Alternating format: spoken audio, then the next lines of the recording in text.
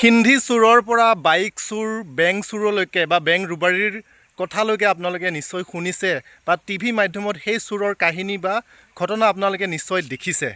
কিন্তু কেতিয়াবা মৰাশ কবৰস্থানৰ পৰা বা মৰিশালিৰ পৰা ডেড বডি চুৰি হোৱা ঘটনা আপোনালোকে শুনিছেনে? যদি শুনা নাই বা যদি দেখা নাই, চাওক এই সম্পূৰ্ণ ভিডিঅ'। হয়, নমস্কাৰ, মই অমৰজিৎ ৰাভা।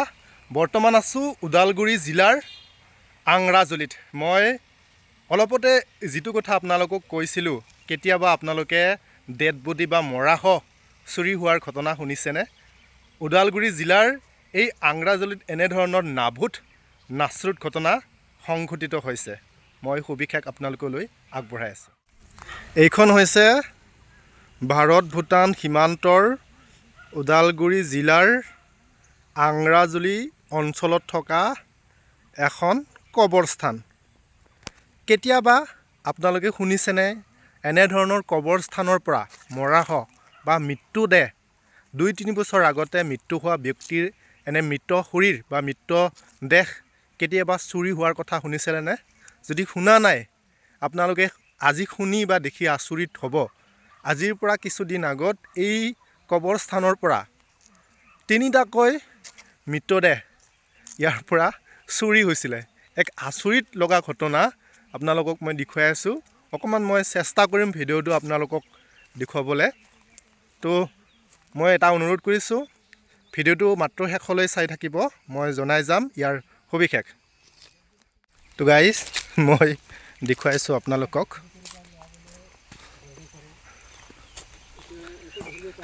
আজিৰ পৰা 4 দিন আগত এই 3টা মৰাশ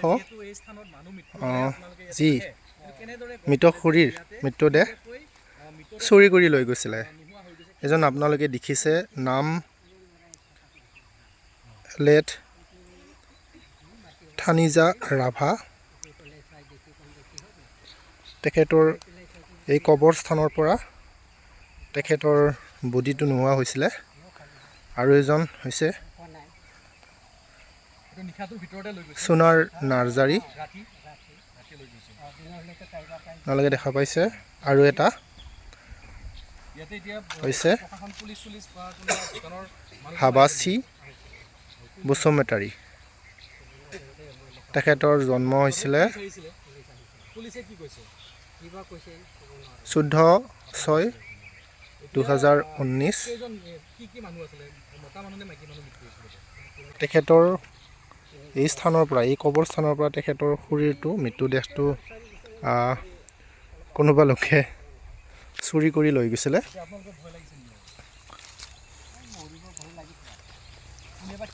এনেধৰণৰ নাবুত নাচৰুত ঘটনা সংঘটিত হৈছে ওদালগুৰি জিলাৰ আংৰাজুলিত।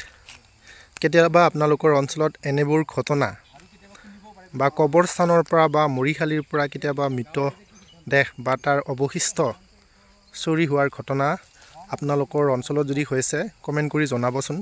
আপোনালোকেও এক আচৰিত লগা ঘটনা বুলি ক'ব লাগিব। মই স্থানীয় ইয়াৰে লোক দাদা এজনৰ পৰা অকণমান তেখেতৰ পৰা জানিবলৈ মই চেষ্টা কৰিম। এজন দাদা আছে। দাদা দাদা দাদা কেতিয়া লৈ গৈছিলে এইটো? এইটো গম নাপাম। কিমান দিন আগৰ ঘটনা? এইটো হ'ল কিজান 1 সপ্তাহ 2 সপ্তাহ হ'ল নেকি। আপোনালোকে কেতিয়া গম পাইছে? এইটো এতিয়া 4 দিন মান আগত। 2 দিন। কেনেকৈ গম পালে? এই যে ইয়াতে কাম কৰিব আহিছিলে ল'ৰা এটা, কেনেকৈ গম পালে? মা যে মৰিছে তাৰো কবৰস্থান চাফা কৰি থাকে, অঁ, সিয়ে দেখি পাইছে। কবৰস্থান চাফা কৰিব আহোঁতে দেখা পালে আৰু দেখা পালে যে কিহৰ মাটি ওলাই আছে, যে চাই কিনি আহি পেলাই চাই যে 3টা খাল খালী। তেতিয়া হাল্লা হৈছে, গাঁৱৰ মানুহ আহিছে। কোনে লৈ যাব পাৰে আচলতে? কি কাৰণে লৈ যাব বুলি ভাবে? কোনে ল'ব পাৰে তেওঁলোকে মানে আমি ধৰিব পৰা নাই। অঁ, কি কাৰণে নিয়া বুলি ভাবে? সন্দেহ কিবা? না তান্ত্ৰিক কাৰণে লৈছে, না বিক্ৰী কৰিব লৈছে, কাৰোবাক খুজিছে নেকি, এনেকৈ ভাবোঁ আৰু। কিমান দিন আগতে মৰা আছিলে মানুহকেইজন?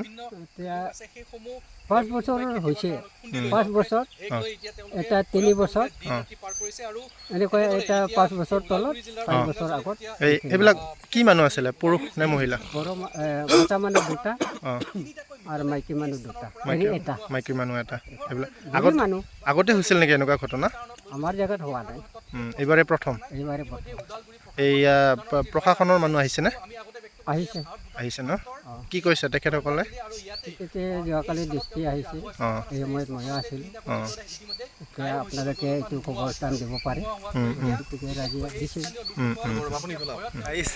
দাদাজনৰ পৰা অকণমান ইয়াৰ বিষয়ে জানিব পাৰিলে কেনেদৰে কিমান আচৰিত লগা ঘটনা বুলি ক'ব লাগিব অন্ধবিশ্বাস ডাইনী প্ৰথা কুপ্ৰথা ভূত প্ৰেত এনেকুৱা ধৰণৰ অন্ধবিশ্বাস কিমান তললৈ শিপাই গ'লে এনেকুৱা ধৰণৰ আচৰিত লগা কুকাণ্ড কৰিব পাৰে মানুহে আপোনালোকে নিশ্চয় অনুমান কৰিব পাৰিছে কিমান তললৈ নামিব পাৰে আচলতে মানুহ নামৰ এই মানুহে এনেকুৱা ধৰণৰ জন্তুতকৈ বা পশুতকৈ কিছুমান কাম কৰিব পাৰে আচলতে মানুহে আচৰিত লগা কথা বুলি ক'ব লাগিব তো মই অকণমান ইয়াৰ ঘটনাটোৰ সন্দৰ্ভত অকণমান আপোনালোকক জনাই দিওঁ বা আপোনালোকক অকণমান ঘটনাটোৰ বিষয়ে অকণমান জানিব দিওঁ বুলিয়ে মই আচলতে এই ভিডিঅ'টো প্ৰস্তুত কৰিলোঁ মই আকৌ এবাৰ জনাইছোঁ ঘটনাটোৰ স্থান হৈছে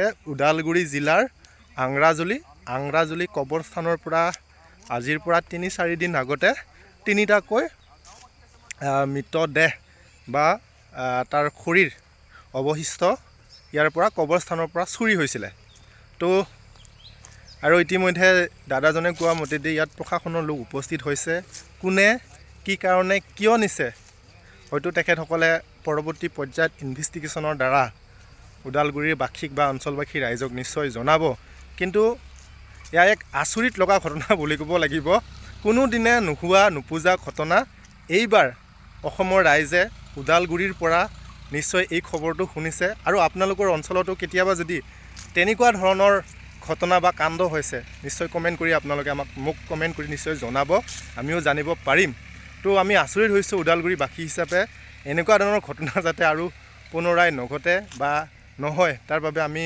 কামনা কৰিছোঁ কিন্তু নিশ্চয় আমি অনুমান কৰিব পাৰিছোঁ ইয়াত কোনোবা তান্ত্ৰিক বা কোনোবা অন্ধবিশ্বাসৰ বলি হৈয়ে আচলতে এই কুকাৰ্যটো নিশ্চয় কৰিছে তো ভিডিঅ'টো ইমান দেৰিলৈকে চাই থকাৰ বাবে সকলোকে ধন্যবাদ জ্ঞাপন কৰিছোঁ আগলৈ এনেকুৱা ধৰণৰ ভিডিঅ' নিশ্চয় দিবলৈ চেষ্টা কৰিম যদি ভিডিঅ'টো ভাল লাগিছে তো এটা লাইক কমেণ্ট যদি পেজত চাইছে পেজটো ফ'ল' কৰি দিব আৰু ইউটিউবত যদি চাইছে চেনেলটো ছাবস্ক্ৰাইব কৰি দিবলৈ নাপাহৰিব